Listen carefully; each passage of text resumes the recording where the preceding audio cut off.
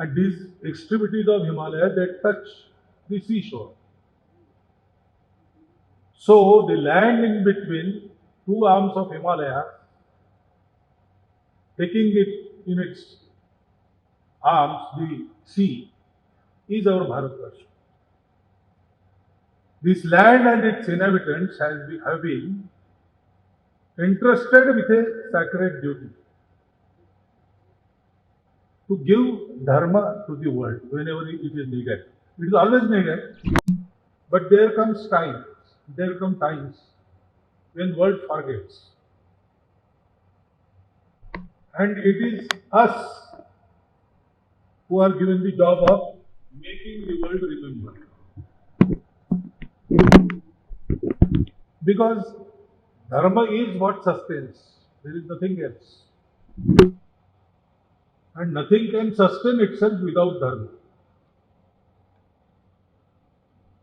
The translation of dharma into English is not religion. There is no word available in foreign languages for dharma. All Bharatiya languages have word for dharma.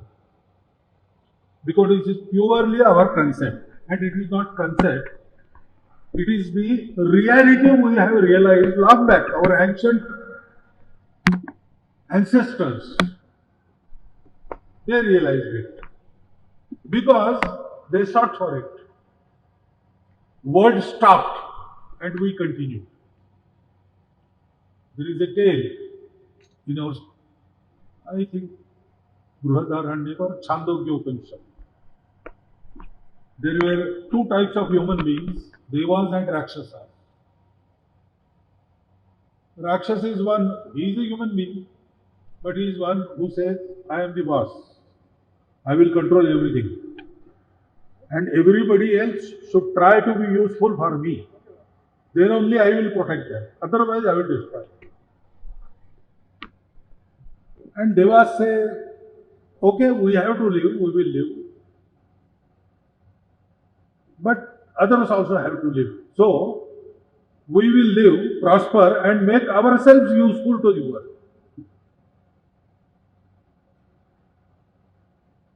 Vinobaji Bhave very simply explained this. In his childhood, some delicacy was prepared in his house. And he came to know that such a pakwana is there. So he asked his mother, why cannot you do some portion of it for me to eat? Mother said, no, not now. You first take this delicacy in portions and deliver it to the neighbors. After that, he was given the portion of that delicacy. So he asked, why so? This is prepared in our house. I am your son. You should first feed me. So mother said, no. You know who is Deva? Deva is one who gives. And those who don't give are Rakshasas. So these two human communities were there on our earth, and they were prosperous. They lacked nothing material. But they didn't have santosh, no peace of mind. Always some yearning. We want more like that. And therefore, leaders of those two communities, Indra from the Devas and Virochan from the Asuras, Rakshasas, they went to their respective gurus, Bruhaspati and Shukracharya. And but we don't have satisfaction, we don't have peace. What to do? So gurus of both advised them to go to Brahmadeva. Because Brahmadeva knows the Atma Vidya. Atma is one who is eternal. Everything in the world changes. World is destroyed one day, takes rebirth, continues for some time, again gets destroyed, this goes on. But this Atma is constant. And by knowing Atma, you don't you know everything, then there is no need to know anything else. And by seeing that Atma, by having that Atma, you will get everlasting bliss. You will need nothing else. So go to Brahmaji, learn that Vidya. So they went to Brahmaji, offered their pranams, and told Brahmaji, we want to see the Atma. Our Gurus told that Atma is one, by procuring of which leads to eternal satisfaction. Nothing else is needed. Nothing else is to be known. So we want to see that Atma. Brahmaji asked them, how do you see? He said, we see with our eyes. Brahmaji said, no. The eye is only a machine. We know, even if a man dies, within 2 hours, if eyes are removed, they will be useful to another human being. That is a machine. There is someone who sits in the eye and sees through eyes. So you have to seek that seer in the eyes. Look in the eyes for the seer. That is Atma. So Virochana and Indra, they stood in front of each other and peered in each other's eyes. And what will they find? They will find their own reflection. So they asked Brahmaji, this we see daily in the mirror. Or if there is a calm pool of water somewhere and we look into it, we see this daily. Is this Atma? Is our reflection only? Brahmaji didn't say anything. Yourself are Atma. Nothing else. So strengthen yourself, prolong your life, be fit to partake of all the luxuries, and you will be happy. And they started coming back in the route. They had to cross the Vaitarani river by a canoe. And Indra was staring at his reflection, Atman, in water. And Virochana started rowing the boat, and that destroyed the reflection. So something clicked in the brain of Indra. He asked Virochana, this Atma is undying. It never gets destroyed. Whole world gets destroyed, but this is always there. But this, our reflection, gets destroyed by your rowing. Your rowing. So there is something, some puzzle. We have to go back to Brahmaji. Gurujan said, no, there is no need to go back. Brahmaji has once and for all told us that we are the boss. So I will not come. Indra went back, had so many questions and puzzles to solve, and one day he got the Atma. So world, everything in the world hankers after bliss, after pleasure, after sukha. But that sukha is not found in outside things. That is also everybody knows. If you take a laddu, how many laddus can you eat at a time? People eating 50, 100 laddus, I have seen them. But a time comes when mere sight of laddu, you vomit. Because the happiness is not in laddu, it is in your mind. So the pleasure we get from things outside is limited, is not sustainable, and it fades. The eternal sukha, that is inside. The world knows this. But the world stopped looking after that eternal bliss. And we didn't. Our ancestors, they tried and tried. And then they got that Atma. Now, Lord Shiva is the Adi Guru. He is Deva Adhidev Mahadeva. Why? Devas have powers. Shivji, he lives in Smashana.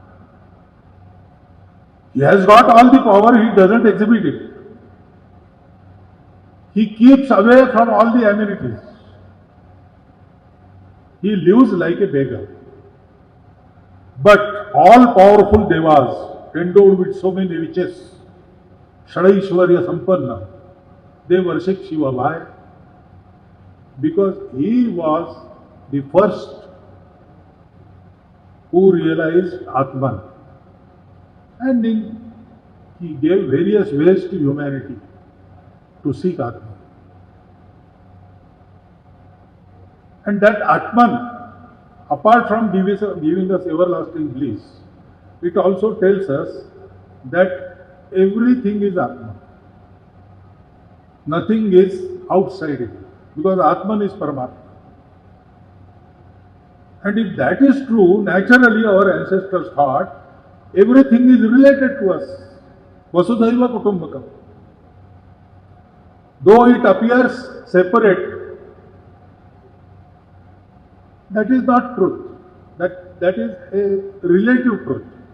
Goes up to some distance. After that, there is no difference. The everlasting truth is all is one. Not all are one. All is one.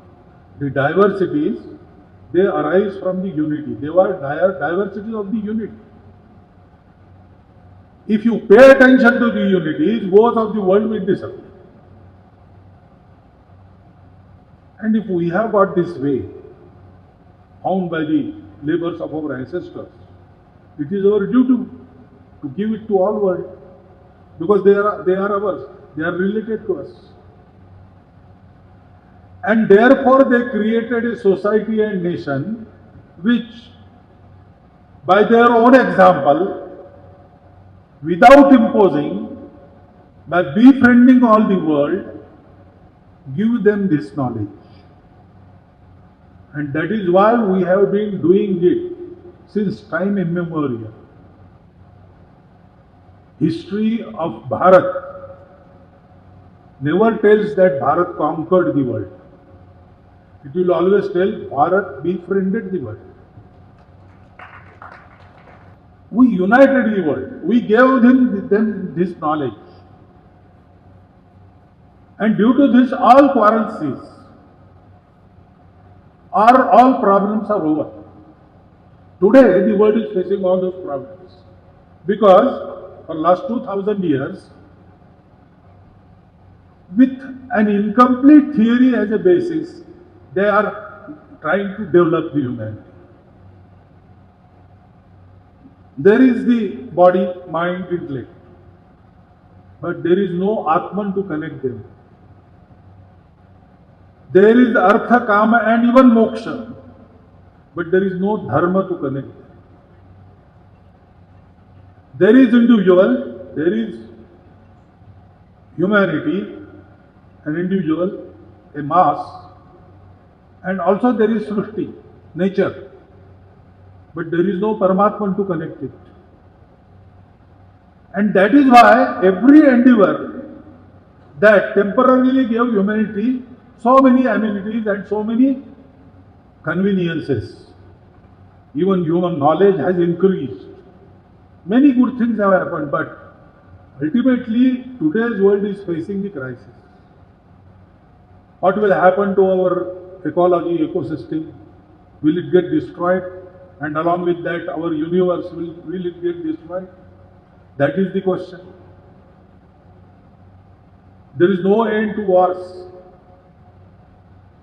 Even after having the dire experience of 2 world wars, there is no end to wars. And those who say that we want to have peace, they create new wars. Lot of physical amenities have increased, but there is mental degradation all over the world. Yesterday, I saw a map of the United States of America. That map showed 2 things. In which region psychopaths are in more numbers, in which region of United States. Now their number is, now we can count them in America. Another was, in which region the cases of amnesia, loss of memory, are highest. All these things are increasing.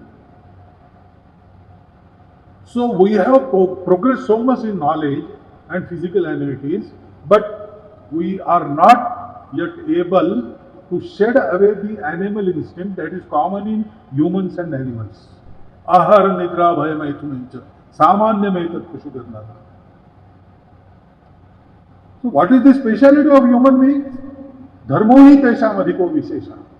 Dharmo vihena pashuvis to the world. Not by preaching, not by imposing,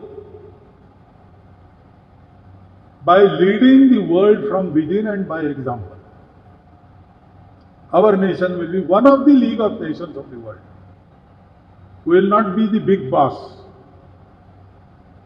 We will never have a poem like White Man's Burden. It is our duty to live that life. एतद् देश प्रसूतस्य सकाशात् अग्रजन्मनः स्वं स्वं चरित्रं शिक्षरन् पृथिव्यां सर्वदा. By our own life, let world come here, we being the elders, because we are the ancient most nation. Let the world come here and take lessons in how to lead their own life by individuals, by copying the individuals of our country. That is us, that is the society, that is the Hindu, that is our nation. And this is there since time immemorial. Yuga yuga se bahta aata yah punya pravaha. We have always led this life. We have always preserved this dharma which is universal. Even the name given to it, Hindu dharma, was not taken by us. Ours was Manav dharma. But world calls it Hindu dharma now. This has been there always. When we were independent, we were there as a dharmic society. When we had our own kings and we were on the peak of the prosperity and physical prowess, everything, we were dharmic. And when we were trampled by the foreign rulers, not independent, slaves, struggling to get rid of that slavery, we always had this dharma intact. In all the stages in history of our life, we never let go of our dharma and sanskar. And this was possible because of our saints, sannyasis, munis, adhinams, mutts, etc., etc. Therefore I said, when Perur Adhinam says that we are having such 100 years celebration, with so many twists and turns to reach here, I have to come. And it is everyone's duty like that, because we owe so much to our spiritual institutions. It is our duty. It is our duty to defend them. It is our duty to keep them working by sustaining them. That is why I came. I said incidentally, I thought incidentally, because it is the year of completion of 100 years of Sangha work also, they must have been mentioning that. Because we don't expect anything more. RSS, yes, the work which we are doing is important, but it is not anything heroic that we are doing. It is our duty. It is everyone's duty. Sangha doesn't want in our records of history to be written that Sangha has done something good for the country. Sangha wishes that it should be written down in our history that a society emerged which did everything for its own country. Sangha doesn't want the credit. And no person in Sangha does want the credit. Whatever we say, Sangha is doing this, or this Swansik is like this Swansik is like this. It is a very natural duty of every human being to be so. And every institution of each nation has a duty towards that nation which they should carry out efficiently. We serve our parents. We don't advertise it. It is very natural for us to serve our parents. With this spirit, we have to carry on forward. The works the Adhinams are doing, Mutts are doing, our saints are doing,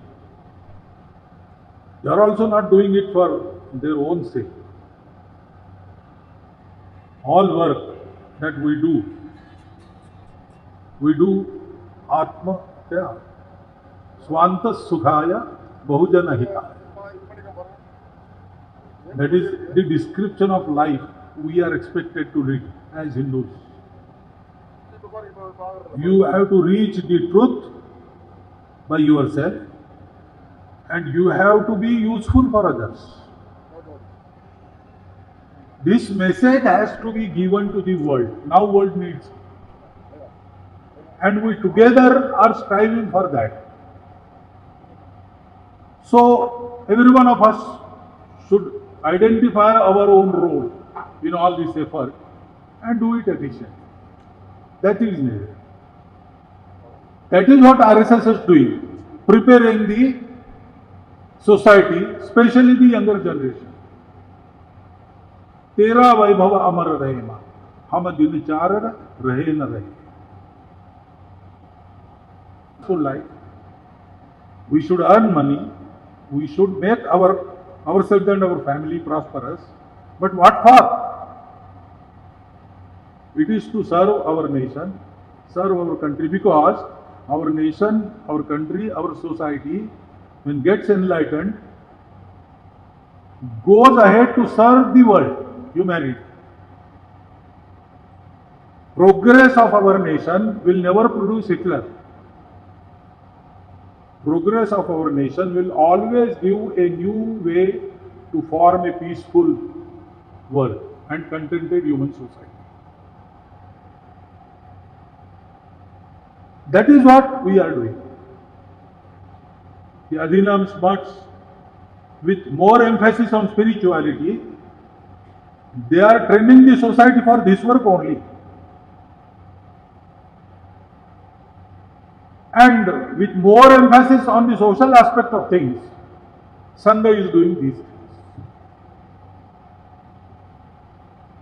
We are now talking of Pancha Parivartans. What is it? The same thing. Firstly, we are one society. Human beings cannot be discriminated on any basis. Human beings are one. Samajik samarasata we call it. Social harmony. Get rid of all the discrimination in your mind first, then in your actions first, and then carry this message to the society. Then the tradition. In our family, we have got so many noble traditions. From generations to generation, they are coming to us. All traditions carry the message of our holy culture, Sanskriti and Dharma. We have customized them according to our family, our needs, our region, our environment. But to carry the same message, we have to preserve them. Our language, our children should know their mother tongue. Their mother tongue is my mother tongue. My mother tongue was also my father's mother tongue. It came through generations, it came to me. But today I find in our shakhas also sometimes, especially in metropolitan cities, when children come to shakha and we have some games and some figures, they have to be uttered in some games. 1, 2, 3, 4, 1, 2, 3, 4. But they don't know 1, 2, 3, 4. They don't know Okati, Rendu, Moonu, Nalu. They know 1 to 3. Now, if we lose our language, we lose our tradition. We lose our psychological environment. We lose everything. So there are things to be preserved. Of course, things become outdated also. Outdated things have to be removed. But there are some things which are to be preserved eternally. They are never outdated. For example, our values in our country. How do we look to a woman? Swami Vivekananda said, in Western countries, woman is looked to for her beauty. And therefore she has status when she gets married. In our country, we don't look to the beauty. We look to the vatsalya. That, what is that? Anubhu is proper word? Anubhu. That is why a woman in family looks after everybody. A woman in family keeps family together. We look to her for that. She is Mata. Matruvat Pradarish, we say. How do we see to the wealth? We say, okay, amass wealth by both hands, but distribute it back by 100 hands. Give back. Giving back is today's phrase. But before that, that message is ours. Paradraveshu Loktava. Don't hanker after others' money. Don't try to earn by shortcut. Don't try to earn dishonestly. Earn whatever you can, how much soever you can, and give back. And atma sarva bhuteshu. What pains you will pain others. So don't do that. Message in Bible is also there, but before that we have this. Do unto you on what you expect from others. Oh, atmavat sarva bhuteshu. This is our tradition. Our to look at the life with this angle will enrich our life. If we forget this, so we have to teach our family. We have to educate our family. That is Kutumba Prabodha.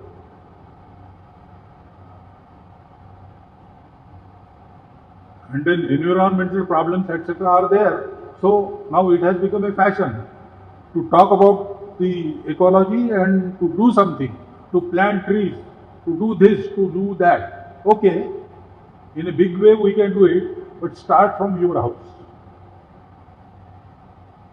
Plant a tree, save water, and drive plastic out, at least single-use plastic. Start local action. Think globally, no matter, but act locally. You have to walk the talk.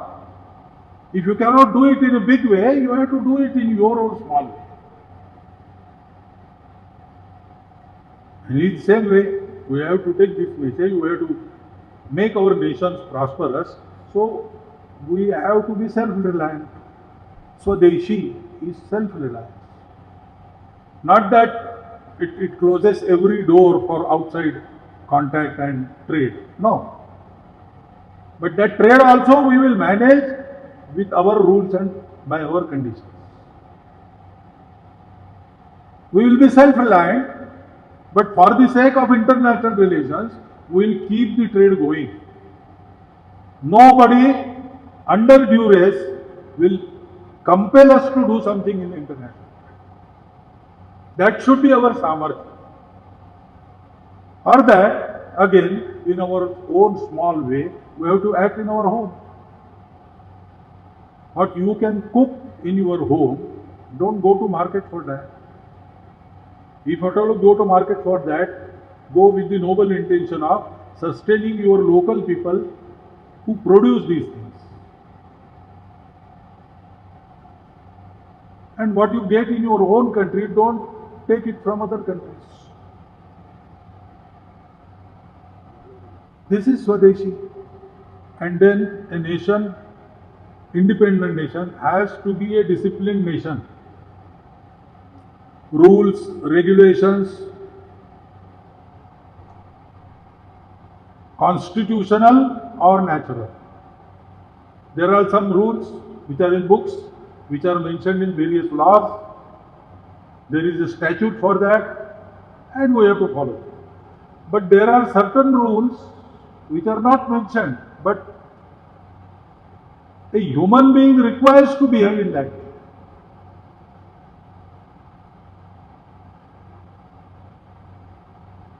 Bhadrata, we call it. For that sake, we have to observe, be a good human being, be a helping human being, be a human being who can make other human beings like him. That Sangh organizes Hindus. So we can just expand our shakhas, bring more Hindus. That we are doing and that we will do. Till whole of the Hindu society is organized, we have to continue with that. But this side, what is the use of our unorganized Hindu society? They have to live and put their own example before the world. This is the way to behave so that you can keep yourself prosperous, you can keep your nation ahead, and you can contribute to the world. After 100 years of work, Sangh is now in a position to say these things to everybody in the Bharat. And therefore, in a big way, we are going to go after our centenary to propagate these things in the society.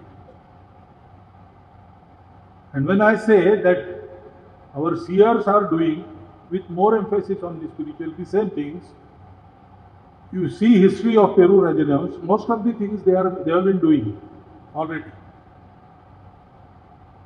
And I will not be surprised if I find that there are many others who are doing these things. Because it is very natural for our Hindu society to do these things. We need not have a new preacher for this. It has always been preached in our tradition. It is that knowledge is with us. We have to make each other aware. I hope this program and by way of this program, this coming together of our Karyakartas and Adhinam persons will take this process ahead in a big way, because we have a race with the time. Our nation has to get prepared before the collapse starts. And we have to prepare our nation before this adverse circumstance invades us completely. So, enhancing the speed is most necessary, and for that, coming together of these forces. There are so many. Swamijis are there, Chinmay Mission is there, Ramakrishna Ashram is there. There are many who are trying in their own way to do this work. They should continue doing that, be complementary to each other. Whatever assistance we provide to each other, we should. That way, that is what I call working together separately. There are many institutions, let there be many institutions. Let them proceed on in their own way. But just be in coordination, be complementary to each other, wherever and whenever we can provide some assistance, we should. That way, the speed of enlightenment of our society and speed of preparation of our Bharatvarsha will be increasing. I hope that after these events, the speed will increase 10 times, 100 times, and we will see a day in our this life, in our this body, that our Bharat Mata is once again there on the throne of the human society.